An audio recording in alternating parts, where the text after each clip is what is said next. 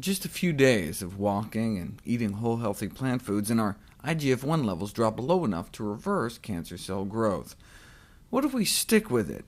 Going to some Pritikin spa and getting healthy for 2 weeks is one thing, but what about long term? Does your IGF-1 start to creep back up to standard American diet levels again?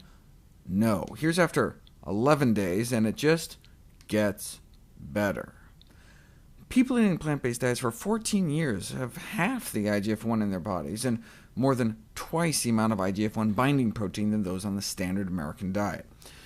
We know decreasing animal product consumption decreases our IGF-1 levels, but how low do you gotta go? How plant-based does our diet need to get? Well, let's look at IGF-1 levels in meat eaters versus vegetarians versus vegans. The aim of this study was to determine whether a plant-based diet is associated with a lower circulating level of IGF-1 compared with a meat-eating or lacto-ovo-vegetarian diet, and this is what they found.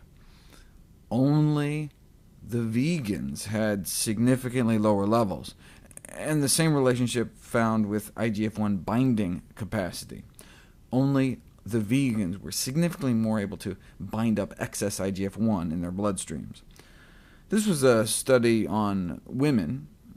What about vegan men? They found the same thing. So, even though vegan men tend to have significantly higher testosterone levels than both vegetarians and meat-eaters, which can be a risk factor for prostate cancer, the reason plant-based diets appear to reverse the progression of prostate cancer may be due to how low their IGF-1 levels drop. So more testosterone, but less cancer. The bottom line is that male or female, just eating vegetarian did not seem to cut it. It looks like to get a significant drop in cancer-promoting growth hormone levels, one apparently has to eliminate animal products altogether. The good news is that given what we know about IGF-1s, we could predict that a low-fat vegan diet may be profoundly protective with respect to, for example, risk for postmenopausal breast cancer.